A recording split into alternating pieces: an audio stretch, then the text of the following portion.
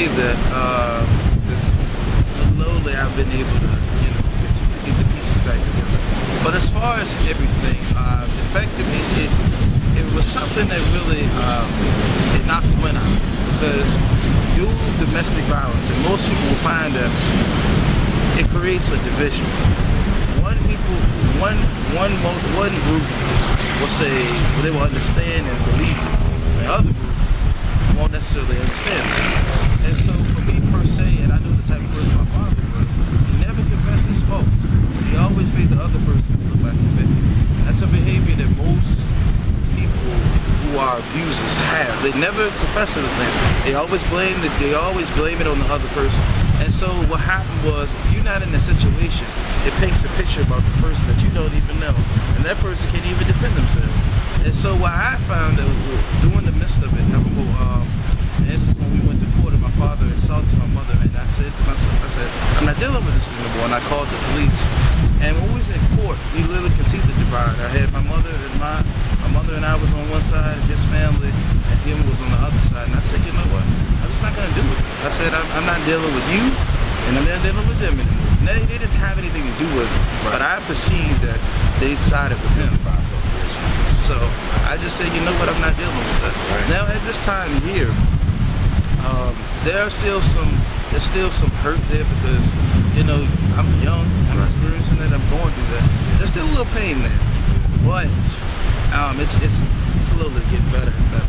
I'm still trying. Well, I'm not really trying, but I'm gonna put it this way: I do work my way into trying to speak and be cordial.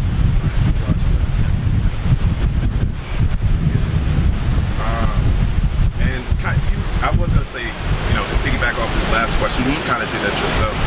Just kind of, once again, talking about the anger and the bitterness, what did you do to help you deal with that emotion? Well, the thing is, one time, it's a thing that a lot of us suppress. We don't really want to come to agreements with it, and more importantly, we don't want to admit that we are there. And so what happened was, for me, I did go to counseling, but unfortunately, I didn't really express and tell exactly what was going on with me, because of pride, and I didn't want to be judged and things like that. And so what I did for many years, I held on to it. There's a quote by Les Brown. He said, "Let go or be dragged." And what it did for years, it began to drag me down, and drag me down, and drag me down, and drag me down. I never forget, my wife had told me, she said, "Quentel," she said, "you're a good person." He said, "But you gotta understand, you gotta forgive your father. You gotta let all that stuff go." And I said, "What are you talking about?" I said, "I left forgive him." Forgiving him. She said, "You haven't forgiven him." And he said, "You want to know how I know?" I said, "You don't call him, you don't talk to him. Every time I turn around, your attitude changes as soon as he talked to me." I said, and I was guilty by association. I knew.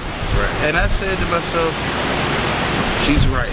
Because what happened was, whenever you begin to hold on to that anger in business, it doesn't affect the other person. It controls you, and it affected different areas. And people will say, for example, you're so aggressive, you're mean, you're hot-tempered, you just don't know how to control yourself at times. But because of that past, because of everything that I went through, it pretty much destroyed me in a way.